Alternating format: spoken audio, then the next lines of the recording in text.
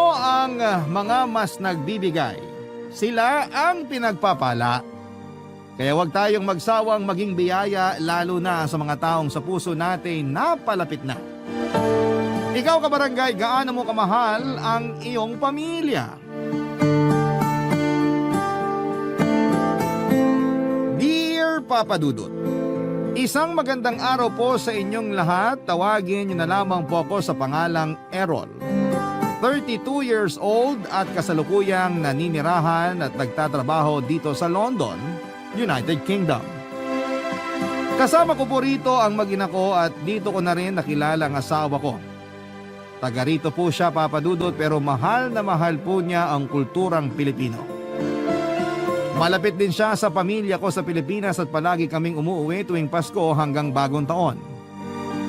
Pero hindi po love story namin ng wife ko ang gusto kong i-share sa inyo, kundi ang kwento ng pamilya namin. Papa Dudut, tubong masbate po ang angka namin pero napadpad kami sa Rizal. Hindi kami mayaman pero hindi rin naman po naghihikahos. Dati pong machine operator ang tatay ko sa Pasig bago sila nakapagpundar ng telahan at tindahan ng mga damit sa bayan ng Taytay. Yun na po ang magkasama nilang pinagkakabalahan ng nanay ko hanggang sa kasalukuyan. Dalawa lamang po kaming anak nila, bunso ako at may nakakatandang kapatid ako na si Ate Aida. 5 years ang tanda niya sa akin. Close po kami ng ate ko, Papa Dudut. Role model ko siya dahil mabait siyang anak at lagi niyang napapasaya ang mga magulang namin. Pero noong 18 years old na siya ay nabuntis siya ng boyfriend niya at nalaman yun ng parents namin.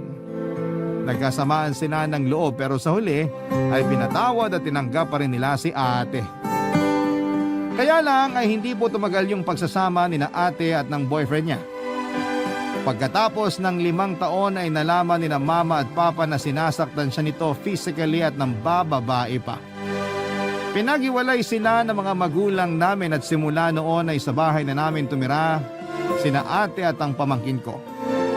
Para sa akin ay walang kaso yon dahil mahal na mahal ko po silang pareho, Papa Dudut.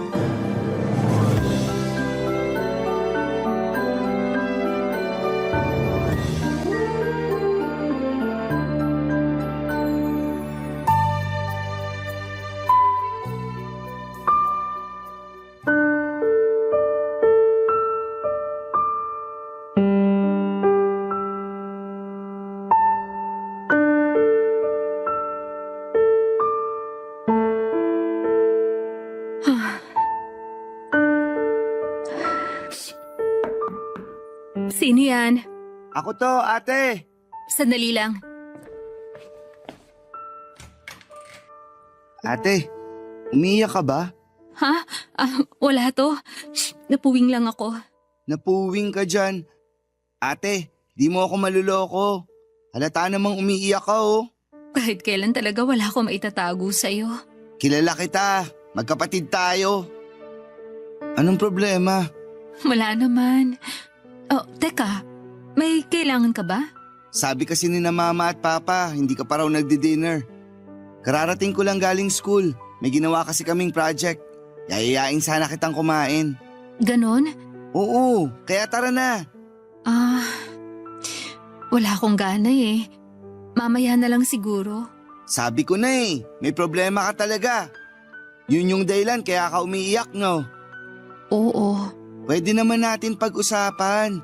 Ikwento mo sa akin para gumaan yung nararamdaman mo, ate. Pero baka nagugutom ka na. Makakapaghintay naman yung sikmura ko. O sige, pasok ka muna. Sige. Upo ka na lang dyan sa kama. Iusog mo na lang yung mga damit na natupi ko na. Mga nilabhan ko yan kanina. Sige, ate.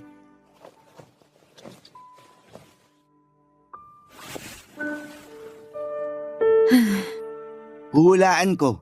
Tungkol na naman ba yan dun sa dati mong kinakasama? Oo eh. Tinawagan mo na naman ba siya, ate? Oo, pero nalaman ko may iba na siyang kinakasama. Ha? Seryoso ba yan? Seryoso. Tapos Sinabihan niya ako na hindi na siya makakapagbigay ng sustento sa anak namin.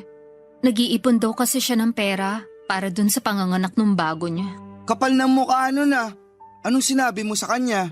Katulad nung dati, nagalit ako. Tinanong ko kung paano niya nagawa sa amin ng anak ko na basta na lang ipagpalit sa iba. Pero sinumbatan niya ako. Ako naman daw yung umalis at kami yun ang iwan sa kanya kaya wala akong karapatang magalit. Matagal ka na niyang niloloko, tapos sinasaktan ka rin niya. Lakas naman ng loob niya na sisihin at sumbatan ka. Ay, ate naman. Bakit hanggang ngayon gusto mo pa rin makipagbalikan sa lalaking yun? Hindi ko rin alam ang sarili ko. Alam ko naman na hindi ko deserve na saktan at abusuhin pero parang hindi ko naman kaya mawala siya sa akin. Kaya lang, mukhang wala na talaga. Hindi na maaayos yung pamilya namin kasi may iba na siya. Sorry ate, pero para sa akin, matagal nang sira yung pamilya niyo at kasalanan niya yun. May kasalanan din naman ako. Siguro kasi hindi ako naging sapat sa kanya. Ang sabihin mo, masyado siyang mapaghanap. Kung pwede ko lang talagang pangahan ngayon yung lalaking yun, gagawin ko. May ganti man lang kita sa kanya. O kaya kahit isang malakas na sapak lang ate. Talagang ayaw mong naagrabyado ang ate mo Ayoko talaga. Kaya nga ang saya ko nung naghiwalay na kayo eh. Kaso, nakakalungkot din naman ngayon kasi mukhang di ka pa rin okay. Ang hirap naman kasi maging okay. Hanggang ngayon kasi, mahal ko pa rin siya. Pero kailangan kong kayanin para sa anak ko. Hindi ka naman namin minamadali na maging okay agad ate. Basta kahit na anong mangyari, nandito lang kami ni na mama at papa. Lalo na ako. Pwede mo akong kwentuhan. Makikinig ako kahit na paulit-ulit pa yan. Kapatid mo ko. Paramay mo ko lalo na sa mga ganitong sitwasyon. Salamat, Errol. Sa totoo lang, gumaan ng konti yung loob ko nung naikwento ko na sa'yo. Walang anuman. Basta kung anumang bumabagabag sa'yo, sabihin mo lang sa akin. Saka malalampasan mo rin yan ate. Nagawa mo at kinaya siyang iwan para sa kapakanan niyong mag-ina. Alam ko wala ako sa sitwasyon mo pero kahit papano, naiintindihan ko kung bakit hanggang ngayon hindi ka pa rin makabitaw. Hayaan mo na muna. Iiyak mo lang. Magiging maayos din ang lahat. Aminado ang ate ko na nabulag siya sa pag-ibig at pinagpalit niya yung pagkakataon na makapagtapos ng pag-aaral noong pumayag siyang may mangyari sa kanila ng dati niyang kinakasama. Mula nang bumalik siya sa bahay namin ay walang araw na hindi ko nakita sa mga mata ng kapatid ko yung hiya at pagsisisi dahil sa sitwasyon nila noon ng pamangkin ko. May pagkakataon din na narinig ko siyang umiiyak at nagmamakaawa sa lalaking yon habang kausap niya sa cellphone. Habang pinag-uusapan nila ang tungkol sa pagbabalikan nila. Gusto ni ate na sila ang piliin sa halip na yung bago nitong kinakasama. Dahil doon ay alam kong hindi pa rin nakakapag-move on si ate kahit na naranasan niyang abusuhin at saktan ng taong mahal niya. Nalulungkot din ako para sa pamangkin ko dahil hindi man lang nito mararanasan na magkaroon ng buong pamilya. Pero naniniwala po ako na masyado nang makaluma ang konseptong ito. Para kasi sa akin ay walang silbi ang pagiging buo ng isang pamilya kung meron namang nang aabuso. Hindi dapat ginagawang normal ang pagtitiis sa pang-aabuso sa loob mismo ng tahanan para lamang masabi na kompleto at buo ang isang pamilya. Kaya sang-ayon po ako noong binawin ni na mama at papa si ate sa abusado niyang kinakasama. Galit na galit po ako sa lalaking yon, Papa Dudut. Hinding-hindi ko po siya mapapatawad sa ginawa niya sa kapatid ko at sa anak nila. Napapatanong nga ako sa sarili ko kung bakit may ganong klase ng mga tao. Yun bang nasa kanila na ang pamilya na pinapangarap ng iba pero nagagawa pa rin nilang ipagpalit. Alam ng parents ko na close kami ni Ate Aida, Papa Dudut, lalo na ni Mama. Kaya nga hindi na bago sa amin na minsan ay napag-uusapan namin yung sitwasyon ng kapatid ko, Papa Dudut.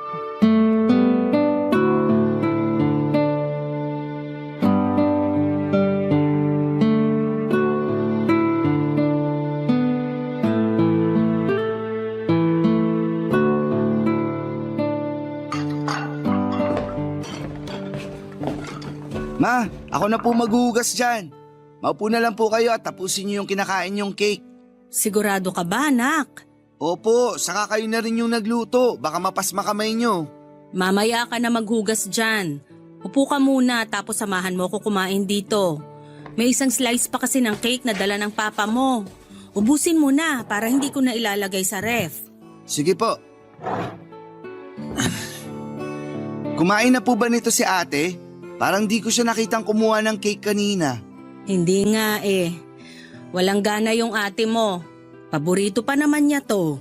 Baka hanggang ngayon malungkot pa rin siya. Ano bang ikalulungkot niya? Yung paghihiwalay nila nung tatay ng anak niya? Opo.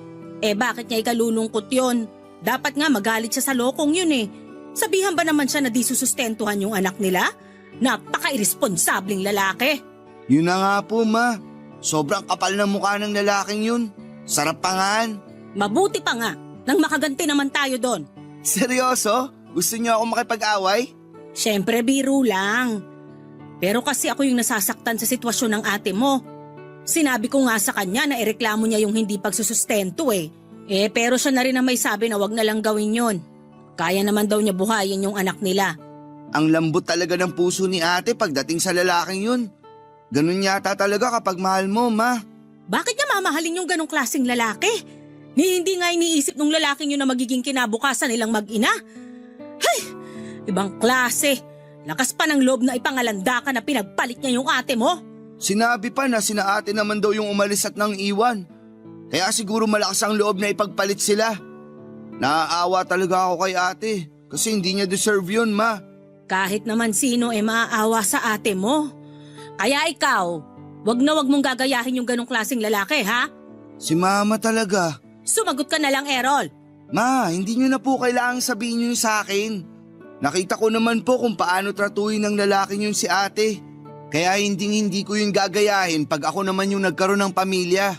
Pero saka na yung pagpapamilya mo. Ang bata-bata mo pa. Magtapos ka muna ng pag-aaral, ha? Wag po kayong mag-alala.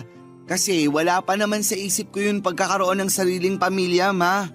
Magtatapos muna po ako ng pag-aaral para makapagtrabaho at makatulong sa inyo ni na papa. Nanghihinayang lang talaga ako na hindi na nakatapos ng pag-aaral yung ate mo. Pero ayoko na siyang sisihin ng paulit-ulit kasi nangyari na yon. Ang mahalaga, ligtas na siya mula dun sa mapang-abuso niyang kinakasama. Nagpapasalamat naman po si ate kasi magkakasama na ulit tayo. Lalo na po dahil sa second chance na binigay niyo sa kanya. Matitiis ba naman namin ang ate mo? Anak namin yon. Walang magulang ang kayang tiisin ang mga anak. Tandaan mo yan. Pero sana lang tulungan ni Aida yung sarili niya. Huwag na niyang hangarin na makipagbalikan sa ama ng anak niya kung ayaw niyang tuluyang masira ang buhay nila ng anak niya.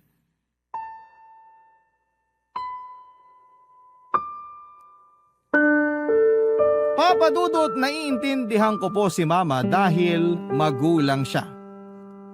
Nag-worry lamang siya sa anak niya kaya binawi niya si ate. Doon ko napagtanto na hindi lang pala ako yung nakakapansin na malungkot ang kapatid ko sa paghihiwalay nila ng dati niyang kinakasama. Pero pilit pong tinatago ni Ate Aida yung lungkot na yon para hindi naman makita. Nagpapasalamat siya sa mga magulang namin dahil sa kabila ng lahat ay nagkaayos pa rin sila at tinanggap pa rin siya sa bahay namin. Pero alam namin ni Mama na may kulang pa rin kay ate at hinding-hindi yon mapupunan ng pag-ibig na kaya naming ibigay sa kanya bilang pamilya. Sa kabila ng lahat ay umasa pa rin ako na may magandang mangyayari. Lagi ko pong pinapakita at pinaparamdam kay ate na gaganda rin ang takbo ng mga bagay-bagay. Bukod doon ay mahal na mahal ko ang anak niya.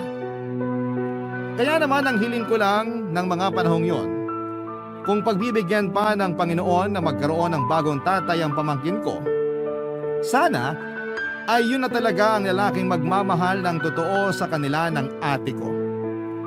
Hiniling ko noon na kung may darating man sa buhay ng ate ko,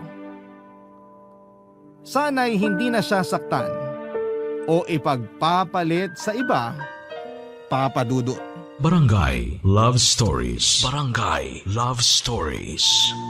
Noong mga panahon na nagtatrabaho si Papa sa pabrika sa Pasig bilang machine operator, pananahi naman ng shorts, sando at bestida ang pinagkakabalahan ni Mama. Wala ba kaming negosyo noon o pwesto sa Tiangge, Papa Dudut? Laging sinasabi ni ate na gusto niyang magkaroon ng negosyo para sa mga magulang namin kapag nakapagtapos na siya ng pag-aaral at nakapagtrabaho. Pero hindi na yun natupad noong nabuntis siya at nagkaanak. Kaya siguro sumama rin ang loob sa kanya ng mga magulang namin dahil hindi biro ang tuition na ginastos nila para sa pag-aaral ni ate noon sa kolehiyo na nabaliwala lang noong tumigil siya at nag-asawa ng maaga. Kaya yung pag-aaral ko na lamang po ang pinagtuunan ng pansin ng mga magulang namin pero nahirapan pa rin kami noong naaksidente si Papa. Nabangga po ang sinasakyan niyang motor ng isang truck dahilan para maapektuhan ang kanang binti niya. Ilang buwan din po siyang nag-therapy at doon napunta halos ang lahat ng perang inipon ng mga magulang namin. Nung umuwi si ate sa bahay namin ay naghanap siya ng trabaho para makatulong sa mga gastusin. Si Mama nag-alaga sa anak niya at tumutulong din po ako kapag wala akong pasok sa eskwelahan. Nagtatrabaho po bilang store clerk at cashier sa isang shawarma store sa mall ang ate ko. May mga pagkakataon na yung sweldo na niya ang bumuhay sa amin ng ilang buwan. Siya rin ang nagbibigay sa akin ng baon sa school at paggastos para sa mga projects ko. Mabuti na lamang at scholar ako sa isang university sa Maynila. Wala naman pong reklamo si ate kahit na hindi ganong kalaki ang kinikita niya. Lagi niyang sinasabi na gagawin niyang lahat para makabawi sa amin na pamilya niya, Papa Dudut.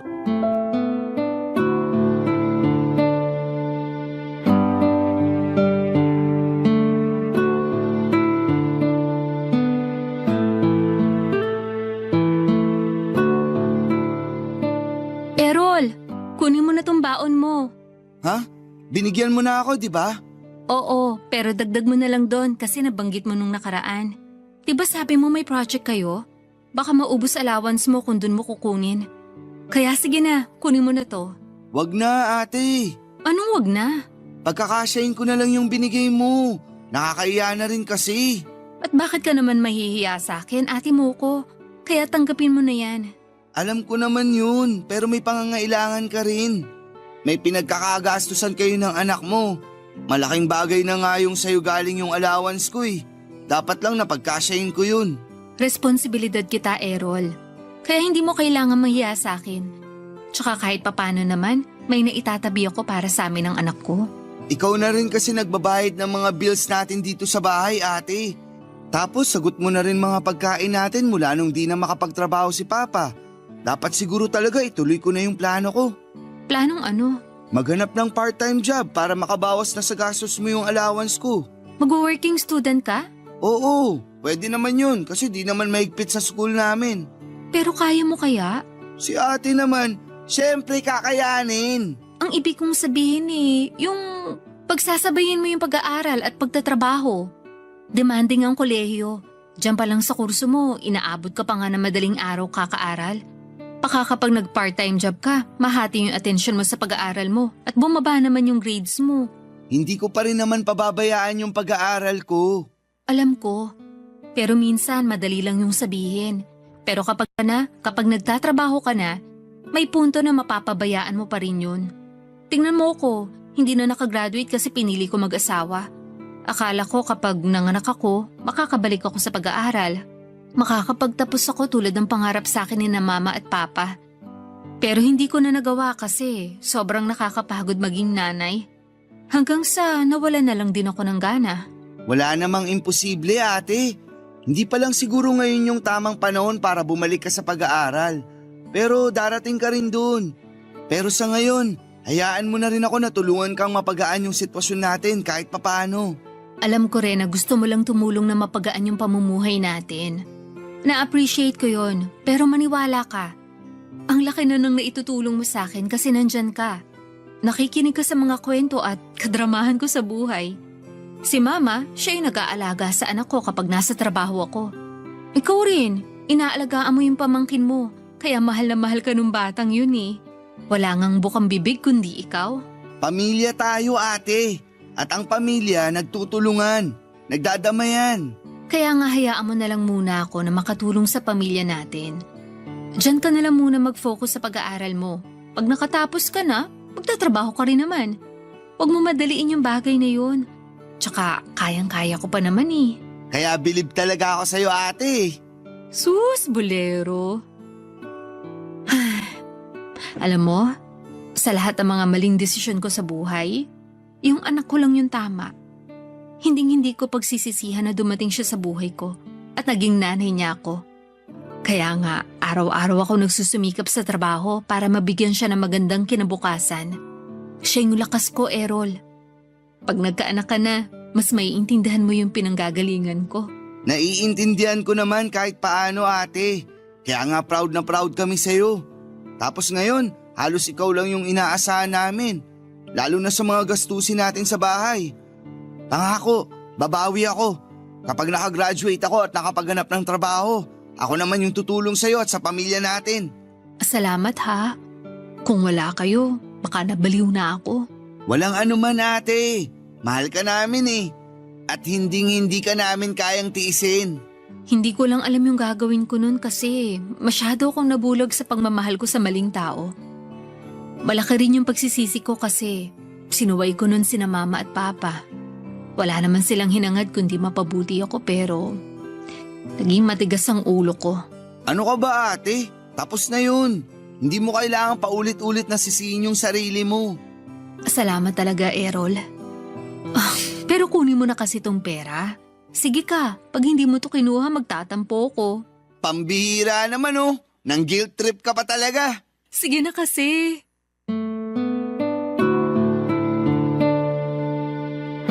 Papadudot, ganon ko kamahal si Ate Aida at hanga ako sa ipinakita niyang pagmamahal para sa anak niya.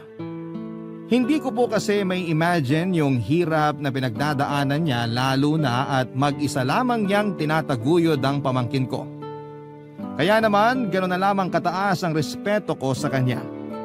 Proud ako sa kanya at sa lahat ng mga solo parent. Wala po akong ibang hiling noon kundi ang ingatan at gabayan siya ng Panginoon. Hindi lang kasi anak niya ang inaalagaan niya kundi kami rin ni na mama at papa.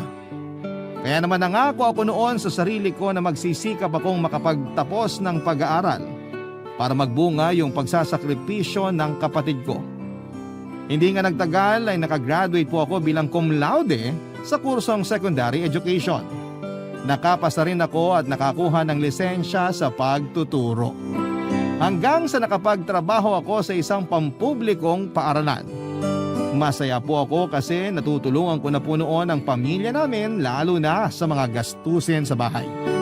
Hindi na rin po kasi nakabalik sa trabaho si Papa dahil sa kondisyon ng binti niya.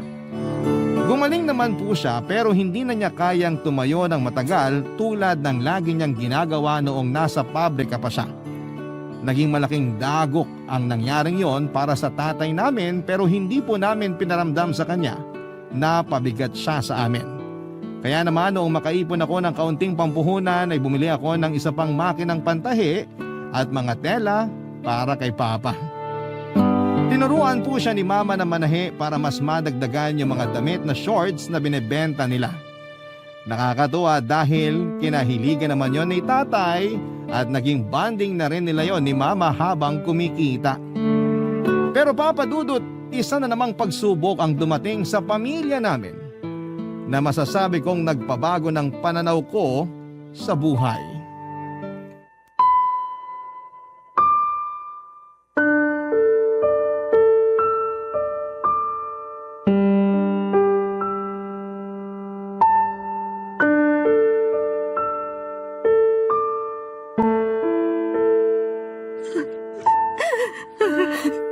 Ma, ayoko pa pang mamatay. Hindi ka pa mamamatay, Aida.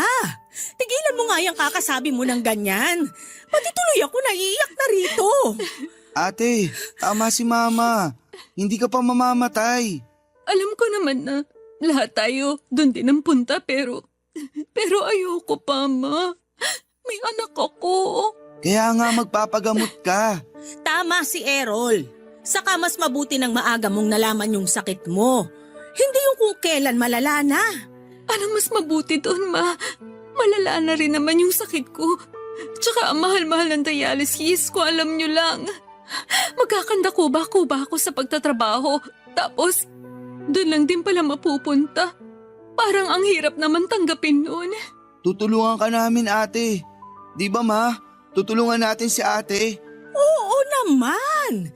Kahit naman papano may naipon kami dun sa maliit naming negosyo ng papa nyo. Pero Ma, nakakahiya. Anong nakakahiya doon? Anak ka namin. Saka sabi mo ayaw mo pang mamatay, di ba? Oo naman po, kasi maliit pa yung mga anak ko. Kawawa siya kapag nawalan siya ng nanay. Kaya nga magpapagamot ka. Tutulungan ka namin ni Errol. Hindi ka na dapat mahiya kasi pamilya mo kami. Ay, ewan ko ba naman sa'yo't bigla mong naisip yung hiya-hiya na yan?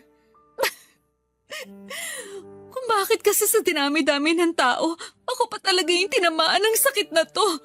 Marami namang mga masasama dyan. Yung mga kriminal, sana sila na lang. Wala naman silang binubuhay na anak eh. Hindi rin kami makapaniwala na magkakasakit ka ng ganyan, ate. Akala kasi namin gagaling ka rin pag nakapagpahinga ka, pero iba na pala. Nakakabigla talaga. Pero naniniwala ako na pagsubok lang to sa'yo ng Panginoon para maging mas matatag ka, anak. Kaya wag na wag kang susuko. Wag na wag kang magpapatalo sa sakit mo. Susubukan ko, Ma. Pero nahihirapan pa rin po kung tanggapin ito. Kasama mo naman kami, ate. Hindi ka mag-isang lalaban dyan sa sakit mo kasi nandito kami ni na mama at papa. Pati yung anak mo, hindi ka namin iiwan. Thank you, Errol. Hindi ko alam yung gagawin ko kung sakaling wala kayo. Hindi ka namin pababayaan. Kaya wag ka na mag-isip ng kung ano-ano. Sundin mo lang yung sinabi sa'yo ng doktor. Iwasan mo yung mga pagkain at inumin na bawal sa'yo. At magpagamot ka para bumuti yung pakiramdam mo. Para naman kayong doktor magsalita, Ma. Siyempre, nag-aalala ako sa'yo. At gusto kong alagaan ka kasi anak kita. Kaya huwag ka na masyadong mag-alala kasi nandito kami para sa'yo, ate. Basta ipangako mo sa amin na lalaban ka para sa anak mo. Siyempre marami pa kayong pagsasamahan. Nung nakaraan nga nabanggit niya sa akin kung gaano kanya kamahal. Talaga?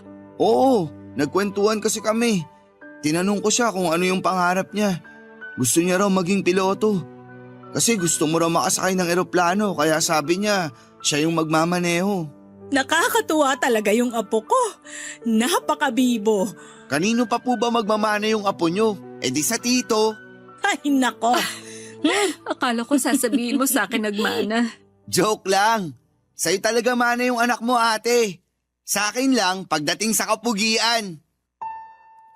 Kitang-kita ko sa mga mata ni Ate Aida ang matinding takot noong sabihin niya sa aming may chronic kidney disease siya.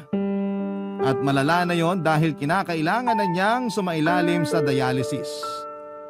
Pero higit pa roon yung takot niya dahil meron po siyang anak na maiiwan sakaling hindi bumuti ang kalagayan niya, Papa Dudut. Napakabata pa po ng pamangkin ko para maulila sa ina. Kaya naman ramdam namin ang matinding sakit at pangamba sa mga salita ni Ate Aida. Ang totoo ay nagpapakatatag lamang ako pero nadudurog na rin ang puso ko ng mga sandaling yon. Kaya nga kahit papaano ay ginagawa ko ang lahat para gumaan yung usapan namin. Sa kabila ng lahat ay pamilya pa rin naman ang magdadamayan. Yun po ang laging sinasabi sa amin ni na mama at papa. Kaya naman napanatag ang loob namin ng kapatid ko. Pero alam ko na nandun pa rin yung takot sa puso ni Ate Aida. Bukod kay mama, ako po ang kasakasama ni ate sa mga dialysis niya. Ako na rin po ang nagsilbi niyang kanang kamay sa bahay namin, lalo na't marami na siyang mga bagay na hindi kayang gawin. Malaki po ang ibinagsak ng katawan ni Ate Aida, namayat siya ng sobra. Pero siya pa rin yung kapatid ko na positibo at walang reklamo. Hindi po nawawala ang paniniwala ko na magiging maayos din ang lahat, Papa Dudut. Hanggang sa nakapagdesisyon po ako na handa kong ibigay ang isa kong kidney sa kapatid ko para madugtungan pa ang buhay niya. Papa Dudut. Barangay Love Stories. Barangay Love Stories. Nung una ay tinanggihan po ni Aida ang suhestyon kong sumailalim kami sa kidney transplant dahil maapektuhan noon ang kalidad ng pamumuhay ko. Sinabi niya sa akin na bata pa raw ako at marami pa akong pwedeng gawin na posibleng hindi ko na magawa sakaling maoperahan ako. Pero para sa akin lahat ng mga bagay na yon ay walang saysay kung mawawala siya, Papa Dudut. Mahal na mahal ko po ang kapatid ko at wala akong kayang hindi gawin para sa kanya. Kaya naman sa huli nakumbinsi ko po siya at ang mga magulang namin na i-donate kay ate ang isang kidney ko. Hindi ko na po i-detalye ang proseso pero naging successful naman po ang operasyon. Pero syempre under observation at strict monitoring pa rin po si ate Aida hanggang sa tuluyan nang nakapag-adjust ang katawan niya sa bagong kidney na meron siya. Ako naman ay sinunod ko lamang ang payo sa akin ng doktor at hindi rin naman nagtagal ay nakapag-adjust na rin po ako. Nakabalik na rin ako sa pagtuturo at masasabi kong wala akong pinagsisihan sa naging desisyon ko, lalo na noong nakikita kong unti-unting bumabalik ang sigla ng pangangatawan ng ate ko, Papa Dudut. Laging sinasabi ng mga magulang namin na pareho kami ng kapatid ko na biyaya sa isa't isa. Kaya naman masayang masaya sila, Papa Dudut.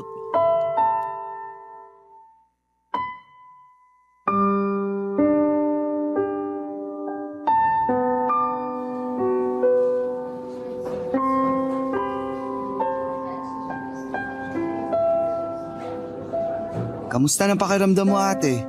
Mabuti, pero masakit pa rin ang tahi ko. Nakatulog ka ba ng maayos? Oo, ikaw, Oo naman, ate. kanina ka pa ba gising? Oo, kanina pa. Tapos nagbabrowse lang ako sa Facebook habang natutulog ka. Ay, sabi pala ni mama, uwi lang daw siya sa bahay kasi isasama niya anak mo pagbalik niya rito. Gusto ka na raw makita. Sabado naman bukas kaya walang pasok. Gusto raw matulog dito. Mabuti nga, isang kwarto na lang tayo at may space pa naman dun sa upuan para sa mga bisita. Kaya nga eh. Ilang araw na rin tayo rito. Sana naman makalabas na tayo. Huwag kang magmadali. Dapat okay na talaga yung katawan natin bago tayo makalabas dito. Hindi mo ako masisisi. Feeling ko kasi ang tagal-tagal ko nang nandito sa ospital. Akala ko nga hindi na ako makakalabas ng buhay dito eh. Huwag mo naman sabihin yan. Akala ko lang naman. Nung operation day kasi, grabe yung kaba ko. Mukha lang akong kalmado pero kinakabahan talaga ako noon. Pero syempre, nagdasal ako na sana maging ligtas tayong dalawa. Lalo ka na kasi napakabuti mong kapatid. Salamat sa pag-donate mo sa akin ng isang kidney mo ah. Malaking bagay yun para madugtungan pa ang buhay ko. Hindi ko alam kung paano kita mababayaran. Habang buhay kong tatanawin na utang na loob yung ginawa mo. Hindi naman ako naniningil kaya wala kang kailangang bayaran sa akin, ate. Ginawa ko yun kasi mahal kita. Magkapatid tayo. Laging sinasabi ni na mama at papa na magtulungan daw tayo. Na magdamayan sa oras ng pangailangan. Kaya sinusunod ko lang yung bilin nila. Ay, ako rin naman. Natakot nung bago tayo operahan. Nagdasal din ako. Sabi ko, kung may mawawala sa atin, sana ako na lang. Wag na ikaw. Ano bang pinagsasasabi mo? Siyempre kasi may anak ka, ako wala. Kung mawawala ka, paano na lang yung pamangkin ko, di ba? Hindi porke wala ka pang anak, hindi na mahalaga ang buhay mo. Baliw ka talaga. Baliw na akong baliw. Pero buti na lang kasi mabait pa rin ang Panginoon. Wala siyang kinuha sa atin. Pareho niya tayong iniligtas. Isa pa, nagdasal talaga sina mama at papa para sa ating dalawa. Iba talaga yung kapangyarihan ng dasal ng mga magulang. Lagi tayong nililigtas. Kaya nga masayang masaya sila, ate. Ako rin, masayang masaya. Wala akong ibang hiling kundi maging maayos na yung pakiramdam mo. Yun din ang gusto kong mangyari sa atin. Para makabalik ka na sa pagtuturo. Malamang, miss na miss ka na ng mga estudyante mo. Miss ko na rin sila. Alam mo, proud na proud talaga ako sa iyo, Errol. Kasi tinupad mo yung pangako mo na makakagraduate ka. Tapos naging teacher ka at nakakapagturo na. Lagi kang pinagmamalaki ni na mama at papa. Siyempre, ganun din ako. Ikaw ba naman ang magkaroon ng kapatid na teacher? Marangal na propesyon kaya ang pagtuturo. Mahal na mahal ko ang pagiging teacher, ate. At masaya ako sa ginagawa ko. Pero nakakatawa lang kasi kahit ako mismo, may natutunan eh. Ano naman yon? Tungkol sa unconditional love. Na may mga bagay pala akong kayang gawin hindi lang para sa mga magulang natin, kundi para sa'yo na rin kasi kapatid kita. Natutunan ko rin na sulitin yung bawat sandali. Magpasalamat sa may kapal, sa mga biyaya kahit na hindi madali yung buhay natin. Kasi hindi natin alam kung kailan niya tayo kukunin. Pangalawang buhay na natin to. At gusto ko yung gamitin sa mas makabuluhang gawain na kasama kayong lahat. I-enjoy naman natin yung buhay, ate. Tama ka. May natutuhan din ako sa nangyari. Dati ayoko na lagi nagpipicture kasi nakukornehan ako. Tanda ko nga na sinabi mo yan nung pinipicturan ko kayo ng anak mo nung kumain tayo sa labas. Sabi mo nga corny at tama na yung isa. Pero makulit ako. Gusto ko kasi maraming pictures. Oo, pero natutuhan ko na wala namang kaso yon. Kasi yung mga picture na yun naman pwede nating balik-balikan para ipaalala yung mga simpleng memories natin. At tulad mo, gusto ko rin mas enjoyin yung buhay. Papadudot nag-aral po si Ate Aida bilang virtual assistant at hindi nagtagal ay nakapagtrabaho siyang muli. Less hassle po yun dahil nasa bahay lamang siya at hindi kailangang bumiyahe, papasok at pauwi mula sa trabaho. Tapos nakakapag-bonding at naasikaso rin niya ang anak niya. Binigyan din po niya ng perang pangpuhunan ng mga magulang namin para makapag-expand ang negosyo nila. At yun na nga po yung tilahan at tindahan nila ng mga damit at punda sa Taytay, Tiangge. Doon na po nagsimulang umasenso ang pamilya namin dahil sa pagtutulungan namin. Lumipas pa po ang ilang taon at naging maayos po ang takbo ng lahat. Nagtuloy-tuloy ang mga biyaya na dumarating sa pamilya namin at sa kabuhayan namin. At walang hanggan po ang pagpapasalamat ng mga magulang namin sa Diyos. Lalo na sa pagkakaloob ng ikalawang pagkakataon upang madugtungan ang buhay ni Ate Aida. At pagkatapos ay natupad din ang panalangin namin ni Mama na sana'y makatagpo si Ate ng isang lalaki na magmamahal sa kanila ng anak niya.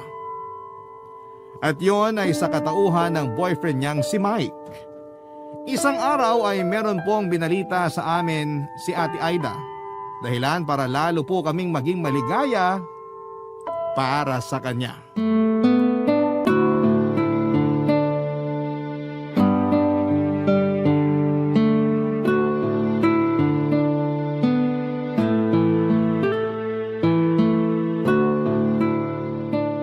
Ma, nasan po si Papa? Ay nako, yung papa niyong yon ang aga matulog. Malamang nandun na sa higaan, naghihilik na. Teka, bakit mo nga pala hinahanap ang papa mo? May sasabihin po sana ako sa inyo. Sa amin mo na lang sabihin, ate. Oo nga, makikinig naman kami ni Errol. O sige. Paano kung sabihin ko mag-aasawa ulit ako? Papayag po ba kayo? Ha? Ibig sabihin, nag-propose na si Kuya Mike? Oo at hindi lang, Aida. May pasuspense ka pa eh. Pero sagutin niyo muna yung tanong ko. Malamang papayag kami. Nasa tamang edad ka na naman. Saka alam naming mabait at mapagmahal yung boyfriend mo. Ay, hindi ba, Errol? Opo. Ano na, ate? Nag-propose na ba si Kuya sa'yo? Tada! Oo. Tingnan niyo yung daliri ko. Ayan yung singsing oh. Tingin nga. Aba, oo nga. Tingnan mo yung singsing ng ate mo. Ang ganda, di ba? Oo nga, ma. Bagay na bagay kay ate. Pero kailan pa siya nag-propose? Kanina lang, dun sa date namin. Kaya pala tanong ng tanong sa akin tungkol sa kasal. Kung saan ko raw gustong ikasal. Kung sa simbahan, sa beach ba o garden wedding tulad ng mga artista? Hindi ka man lang ba nagtaka? Hindi. Hay nako, palibasa, yan yung bagay na hindi ginawa sa nung dati mong kinakasama. Kaya deserve na deserve mo yan, nak. Yung pakasalan. Thank you, Ma. Tama si Mama. Masaya kami para sa'yo kasi nahanap mo na yung lalaking magmamahal sa'yo at sa anak mo. Yun bang makakasama mo habang buhay? Kasi pakakasalan ka at may plano para sa future nyo. Oo nga po eh. Masayang-masaya po ako kasi dumating siya sa buhay ko. Hindi ko po akalain na mabibigyan pa ako ng second chance na magmahal ulit. Bonus pa yung kasal ko kaya excited na po ako. Excited na rin kami para sa'yo, nak. Siguradong matutuwa yung papa mo kapag nalaman na ikakasal na ang unika iha niya. Alam mo namang mahal na mahal ka nun. Siguradong iiyak yun pag nakita niyang nakasuot ka ng wedding gown. Sigurado po yan, Ma. Si Papa pa ba? Congratulations, Ate Aida! Congratulations, nak. Thank you, Ma. Thank you, Errol. Payakap nga po sa inyo. Naiiyak ako eh. Ay, bakit ka naman umiiyak? Wala lang po. Natutuwa lang. Payakap na po. Sige, yakap na. Errol, sumali ka rito. Sige na nga, kahit ang corny tingnan. Anong corny? Joke lang naman po, Ma. Ay, ang lalaki na ng mga anak ko. Parang kailan lang ang liliit nyo pa. Basta mga anak, proud na proud kami sa inyo ng papa nyo. At mahal na mahal namin kayo.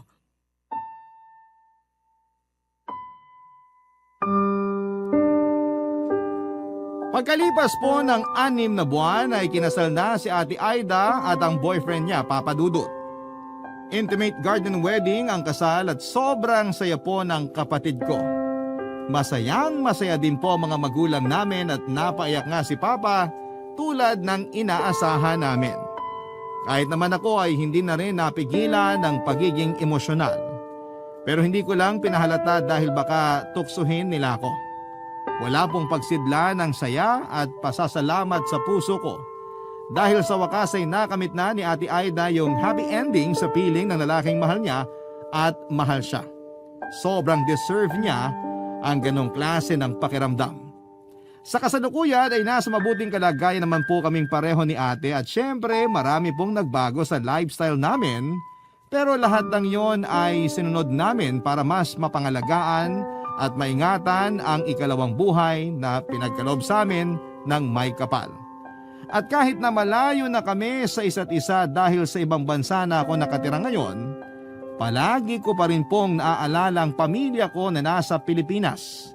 Hindi po naputol ang komunikasyon namin, Papa Dudut. Hanggang dito na lamang po ang kwento ko at marami pong salamat kung sakaling mapili po ninyong i-ere ang istorya ng buhay namin. Sana rin po ay kinapulutan po ito ng aral at inspirasyon ng mga kabarangay natin. More power and God bless. Sa Barangay Love Story sa Barangay LS 97.1.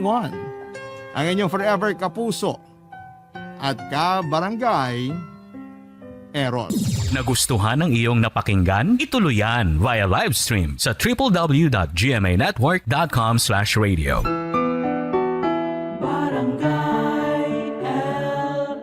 In Mega Manila, 97.1.